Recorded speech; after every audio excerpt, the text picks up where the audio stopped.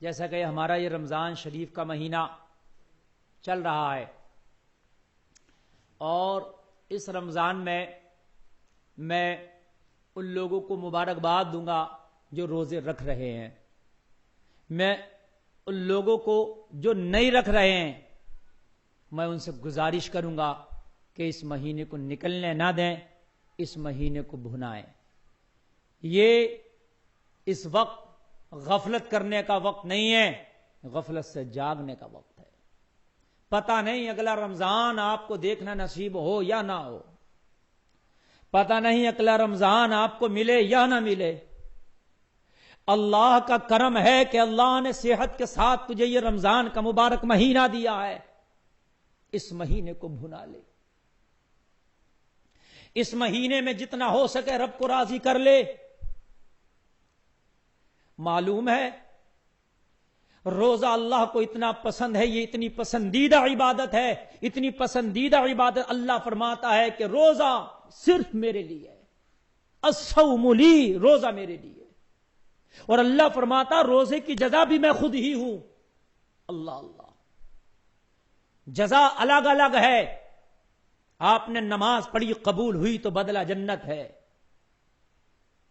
آپ نے حج کیا قبول ہوا تو بدلہ جنت ہے، آپ نے زکات دی قبول ہوئی تو بدلہ جنت ہے، آپ نے نیک کام کیے قبول ہوئے تو بدلہ جنت ہے. لیکن اگر آپ نے روزہ رکھا اور قبول ہوا تو رب فرماتا بدلہ میں ہوں.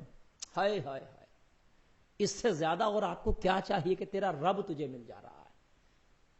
اپنے دستے قدرت سے اللہ تجھے روزے کی جزا عطا کرے گا. کیا عطا کرے گا؟ وہ اس کی شان کے لائق ہوگی.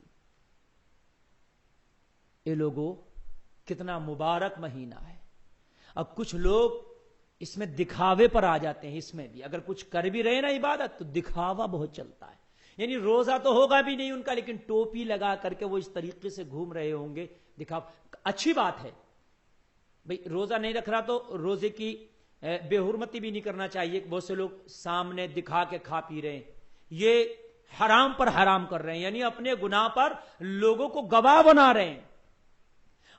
ایک گناہ وہ ہے کہ تو نے گناہ کیا لیکن کوئی گواہ نہیں ہے، اس گناہ کی کیٹیگری ہلکی ہے. ایک گناہ وہ کہ جس پر گواہ بنا لیا، وہ زیادہ ہائی فائی ہو گیا، وہ آسان بخشنے میں نہیں آئے گا، وہ آسان نہیں بخشا جائے گا. بہت سے لوگ اپنے گناہ پر گواہ بنا لیتے ہیں، یعنی ایک تو روزہ نہیں رکھ رہے یہ گناہ، اور پھر دوسرا روزہ نہ رکھنے پر لوگوں کو گواہ بنا لیتے ہیں. سگریٹ، بیڑی، کھانا پینا، چائے، تمباکو دوسروں کے سامنے گواہ بنا رہے. جتنے لوگ یہ گواہ بن جائیں گے تیرے گناہ پر میدان محشر میں، یہ سب لوگ اللہ کی بارگاہ میں گواہی دے رہے ہوں گے، مولا ہمارے سامنے اس نے یہ گناہ کیا تھا. اللہ کے لیے روزہ رکھو.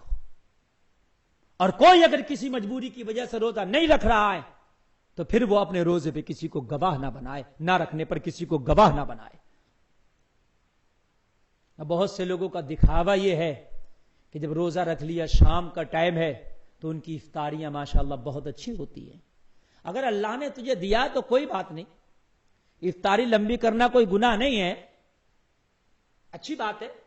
طرح طرح کے فروٹس ہیں، طرح طرح کے پکوان ہیں، طرح طرح کی غذائیں ہوتی ہیں، اچھی بات ہے.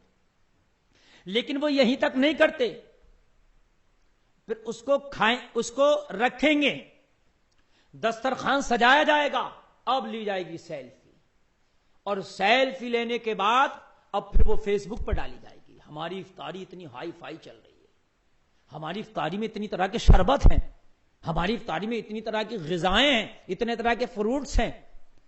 بھئی تو نے روزہ رکھا ہے کہ لوگوں کو ایڈورٹائز کر رہا ہے افطاری کا، لوگوں کو دکھا رہا. اب واٹس ایپ پہ چل رہی ہیں افطاریاں، جی میاں روزہ نہیں رکھا، کبابوں کے فوٹو ڈال رہا ہے. روزہ کیا رکھ لیا، اب تو شربتوں کے فوٹو چل رہے ہیں. اللہ اللہ، اے مسلمانوں ذرا اس نظریے سے بھی تو تم نے سوچا ہوتا کہ وہ فیس بک، وہ واٹس ایپ، جب آپ کی سب کے پاس جائے گا وہ میسج، اور کچھ لوگ اسے دیکھیں گے تو کچھ ایسے بھی اللہ کے بندے ہوں گے جو بڑے غریب ہوں گے، جنہوں نے روزہ تو رکھا ہوگا مگر تیرے گھر کی طرح انہیں کھانے میسر نہیں ہوں گے، جنہوں نے رمضان کے مہینے کا روزہ تو رکھا ہوگا، تجھ سے زیادہ محنت بھی کی ہوگی، تجھ سے زیادہ مشقت بھی کی ہوگی، مگر ان پہ گھر پہ اتنے طرح کے فروٹس نہ ہوں گے۔ ہو سکتا ہے تیرے اس میسج کو دیکھ کے، تیرے اس واٹس ایپ اور تیرے اس فیس بک کو دیکھ کر ان کے دل میں یہ آ جائے کاش ہمارے پاس بھی ہوتے، ان کا دل ٹوٹ جائے گا، اور دل توڑنا اسلام میں حرام ہے۔ اس کے دل میں بھی خیال آ جائے کاش میرے گھر پہ، میرے دسترخوان پہ بھی یہ چیزیں ہوتی، یہ نعمتیں ہوتی، دل ٹوٹ جائے گا۔ تو روزہ رکھ رہا ہے کہ غریبوں کے دل توڑنے چلا ہے، اور وہ نہ کہیں تو ان کے بچے ضرور ڈیمانڈ کر دیں گے اپنے غریب والدین سے، ان کے بچے ضرور ضد کر بیٹھیں گے ہماری بھی افطاری میں یہی چیزیں ہونا چاہیے۔ کہاں سے لائے گا وہ غریب باپ؟ کہاں سے انتظام کرے گی وہ غریب ماں؟ کیا کریں گے وہ غریب؟ کیسے اپنے بچوں کو سمجھائیں گے؟ کیسے اپنے بچوں کو دلاسا دیں گے؟ اگر کوئی اچھا کام کر رہا ہے تو دکھانے کے لیے نہ ہو، اگر دکھانے کے لیے ہے تو حرام ہے۔